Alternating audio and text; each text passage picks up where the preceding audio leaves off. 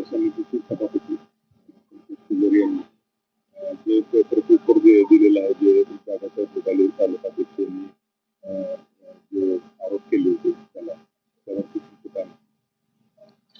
मुळात दादासाहेब भुसाले यांच्या पराभवाबद्दल किंवा त्यांच्या वैयक्तिक जीवनाबद्दल सभापतींनी जे काही काल वक्तव्य केलं होतं, वास्तविक पाहता हा या पराभवाचा आणि कृषी उत्पन्न बाजार समितीचा घोटाळ्याचा कुठलाही संबंध नाही. पहिला मुद्दा की ज्या कृषी उत्पन्न बाजार समितीमध्ये 1 कोटीचा पेट्रोल पंपावर जो घोटाळा झाला, त्या संदर्भात दादासाहेब भुसाले जे आमचे नेते आहेत, आटपाडी तालुक्याचे तालुका प्रमुख आहेत भारतीय जनता पार्टीचे, त्यांनी हा घोटाळा बाहेर काढला होता आणि त्या घोटाळ्याचं एक त्यांना भीती वाटते की आपलं आता हे उघडं पडलेलं आहे सगळं, आणि त्यामुळं त्यांनी ह्या घोटाळ्याची बाजू न सांगता, घोटाळ्याविषयी कुठलंही काही वक्तव्य न करता ते वैयक्तिक जीवनावर बोलून या प्रकरणाची दिशाभूल करण्याचा ते प्रयत्न करत आहेत.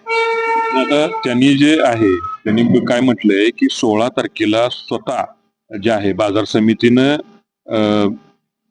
गुन्हा दाखल केला होता आणि त्याच्यानंतर 20 तारखेला जे आहे यांनी पुन्हा पत्रकार परिषद घेऊन दिशाभूल करण्याचं काम केलंय.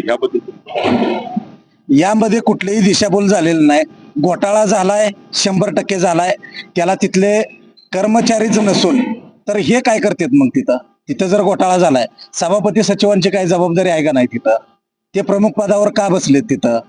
जर एक एवढा मोठा घोटाळा एवढ्या मोठ्या शेतकऱ्यांच्या संस्थेमध्ये होतोय आणि हे जर त्याची जर पाठराखण करत असतील तर हा त्यांचा गुन्हा नाही का होत? त्यांनी त्याच्यावर काय केलं?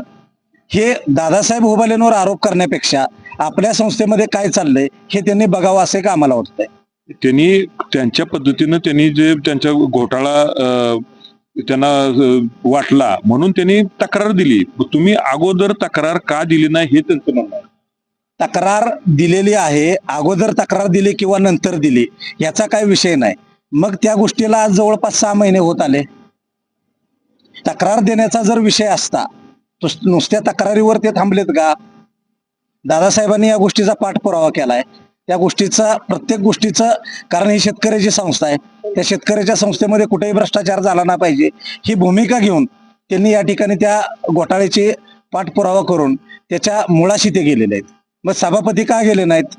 त्यांनी कुठली त्यानंतर भूमिका मांडली? सचिव का त्या भूमिकेशी ठाम राहिले नाहीत? हा माझा त्यांना प्रश्न आहे.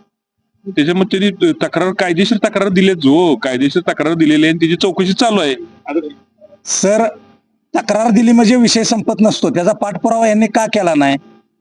नाही, त्याच्यामध्ये ज्या टायमाला त्याच्यामध्ये तुम्ही बाईट बघितली, त्याच्यामध्ये काय आहे की जेव्हा तक्रार दिली त्याच्यानंतर त्या तक्रारीला वरून जेव्हा परमिशन मिळाली त्याच्यानंतर गुन्हे दाखल झाले. हे बघा, तक्रारीचा यामध्ये तुम्ही विषय घेऊ नका. ज्या गोष्टीचा भ्रष्टाचार होतो, एक संचालक म्हणून त्यांनी त्या ठिकाणी आरोप प्रत्यारोप न करता, एक शेतकऱ्याची संस्था आहे, ती संस्था या ठिकाणी व्यवस्थित चालावी आणि त्यासाठी जर त्या गोष्टीचा पाठपुरावा केला असेल तर हे काय गैर आहे का? शेतकऱ्याच्या बाजूने उभा राहणं, त्या संस्थेच्या बाजूने उभा राहणं असेल तर ह्यात गैर काय आहे? 16 तारखेला त्यांनी तक्रार दिली स्वतः आणि नंतर तुम्ही 20 तारखेला पत्रकार परिषद घेता.